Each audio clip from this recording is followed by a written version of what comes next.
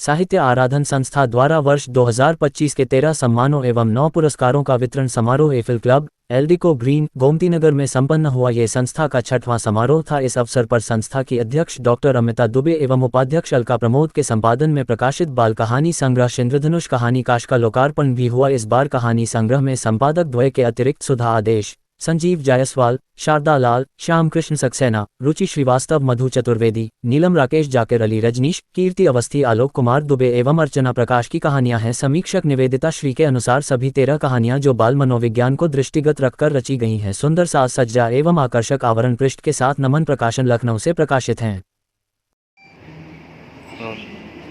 Ma'am, आपके संस्था द्वारा एक प्रोग्राम कर रहे हैं, बच्चे सम्मानित किए, किस तरह के लोगों को सम्मानित कर रहे हैं? ये साहित्य आराधन एक ऐसी संस्था है जो अपने प्रियजनों को, जो हमारे हमसे बिछुड़ गए हैं, उनकी स्मृति में 13 विद्वानों को सम्मानित किया। उनमें शिक्षा के क्षेत्र में काम करने वाले लोग भी हैं, साहित्य के क्षेत्र में काम करने वाले लोग भी हैं, संगीत के क्षेत्र में काम करने वाले लोग भी हैं। उनको सम्मानित कर हम लोगों ने अपने, जैसे मैंने अपने पिताजी, माताजी, ससुर जी और भाई की स्मृति में ये सम्मान दिए हैं। और इसी प्रकार जो हमारे सहयोगी हैं उनके भी परिजनों की स्मृति में सम्मान दिए जाते हैं। और इसमें हम लोग एक निबंध प्रतियोगिता का आयोजन करते हैं बच्चों के बीच में, कक्षा 6, 7 और 8 के बच्चों के बीच में।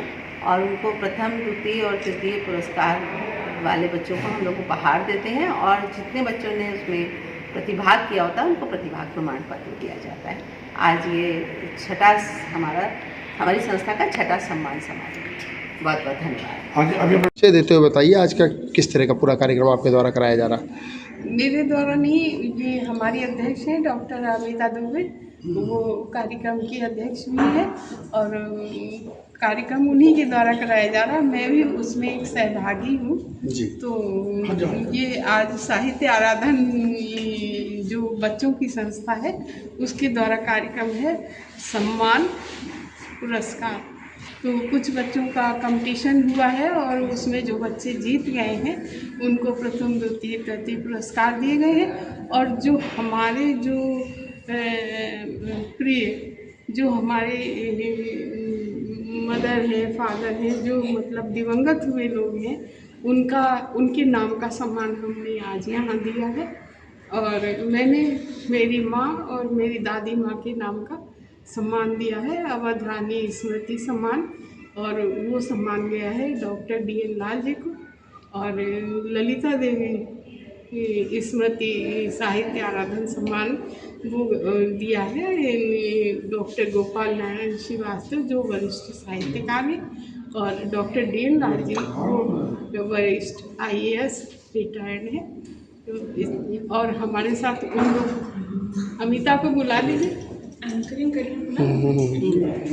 मैम, आज मातृ दिवस है, इस अवसर पर क्या संदेश दें? मदर्स डे है। हाँ, क्या संदेश दें? माँ के नाम का सम्मान दिया है 2 लोगों का, और दादी के नाम का सम्मान दिया है, और सभी ने अपने माता पिता के नाम का सम्मान दिया है।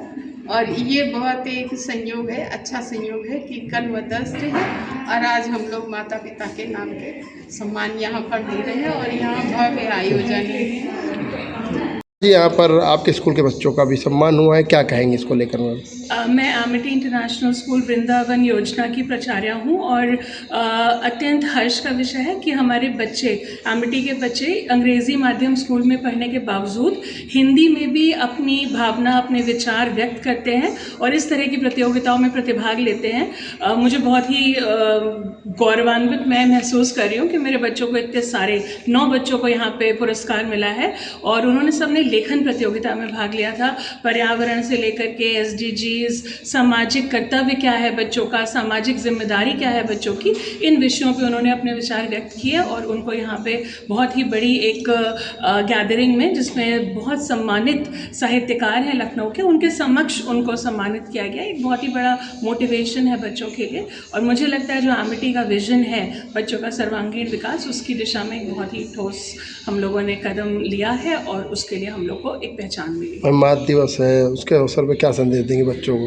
यही कहेंगे कि हम लोग एक माँ के रोल में, हमें लगता है इस तरह से अपने कर्तव्य का बहुत अच्छे से निर्वहन कर रहे हैं, अपने देश के प्रति कर्तव्य का, मातृभाषा के प्रति कर्तव्य का। अपने बच्चों को हम इस तरह से पाल रहे हैं कि वह अंग्रेज़ी के साथ साथ हिंदी, जो हमारी मातृभाषा है, उसका दामन नहीं छोड़ रहे हैं, उसमें भी इक्वली उतने ही पारंगत हो रहे हैं। मुझे लगता है आज का दिन और ज़्यादा हम लोग के लिए प्रेरणादायक भी है, सारी माँओं के लिए, और साथ ही साथ बहुत ही खुशी ला रहा है हमारे लिए कि जिस चीज़ के लिए ईश्वर ने बेसिकली बनाया है महिलाओं को, उसका हम लोग बहुत अच्छे से निर्वाह कर पा रहे हैं। अपना इंट्रो देते हुए बताइए आज का किस तरह का पूरा कार्यक्रम था आपका?